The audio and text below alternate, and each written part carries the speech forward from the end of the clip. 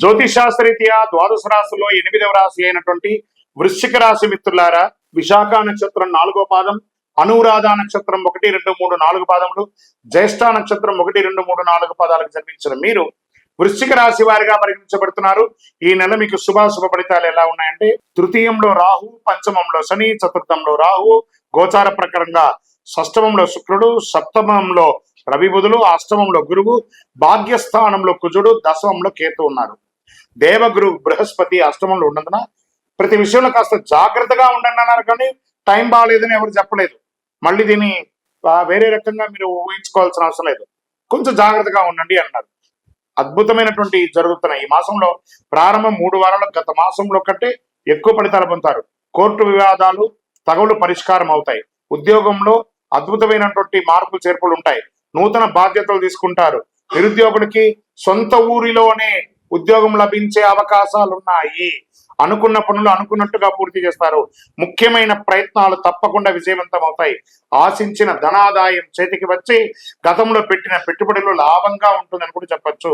ఆర్థిక లక్ష్యాలు చివరి నిమిషంలో పూర్తి చేసుకొని ఏమైనా లోన్స్ రావాలనుకున్నా, లేదా చిట్ ఫండ్స్ లో రావాలనుకున్నా, లేదా ఆస్తిపాస్తుల మీద డబ్బులు రావాలన్నా అవన్నీ కూడా వచ్చే అవకాశాలు ఈ నెల చాలా ఉన్నాయి. షేర్ మార్కెట్ స్పెక్యులేషన్ పెట్టుబడులు పెట్టడం వల్ల కూడా చాలా లాభాలు కలుగుతాయి. పెళ్లి ప్రయత్నాలు సఫలీకృతం అవుతాయి. రాజకీయాల్లో ఉండే వారికి మంచి సమయం, అద్భుతమైనటువంటి జాక్పాట్ సమయం చెప్పచ్చు.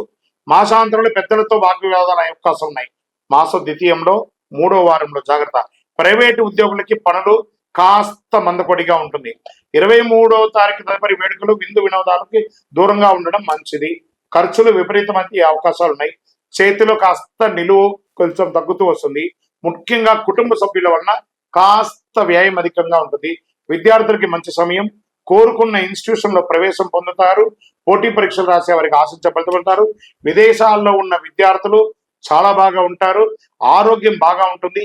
తీర్థయాత్రలు అద్భుతంగా ఉంటుందని కూడా చెప్పచ్చు. కాస్త కడుపుకి హృదయానికి సంబంధించిన ఆరోగ్యపరమైనటువంటి జాగ్రత్త పడాలని చెప్తున్నారు. రాజకీయంగా మళ్ళీ చెప్తున్నాను, యోగం రెండోసారి చెప్తున్నాను రాజకీయాలకి.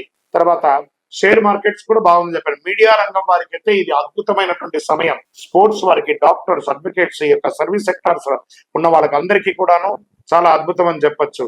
అదృష్టమైనటువంటి రోజులు ఈ నెల 2, 5, 7, 10, 13. అదృష్ట సంఖ్యలు 2, 6.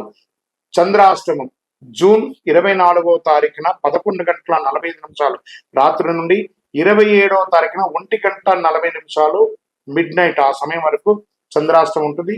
ఈ 2.5 రోజులు చాలా జాగ్రత్తగా ఉండండి. వాహనం నడిపేటప్పుడు జాగ్రత్త. దీనికి ఏమైనా పరిహారం ఉందా అనుకుంటే కాలభైరవాష్టకం చేయండి. కాలభైరవ క్షేత్రానికి వెళ్ళండి. సుబ్రహ్మణ్య స్వామి వారిని ప్రార్థన చేయండి. శివాలయానికి వెళ్ళి చక్కగా ప్రదక్షిణం చేయండి. మీ ఇంటి ఇలవేలుపుకి మీ వయసు ఎంత ఉందో అన్ని దీపాలు వెలిగించండి. ఇంకను 48 రోజులు పూజ చేసినటువంటి అతి శక్తివంతమైనటువంటి కరుంగాళి మాలను ధరించండి. ఆరోగ్యంగా ఉండండి, ఐశ్వర్యంగా ఉండండి, సంతోషంగా ఉండండి. విజయోస్తు. షేర్ చేయండి, లైక్ చేయండి, సబ్స్క్రైబ్ చేయండి. మరిన్ని వీడియోల కోసం బెల్ సింబల్ పై క్లిక్ చేయండి.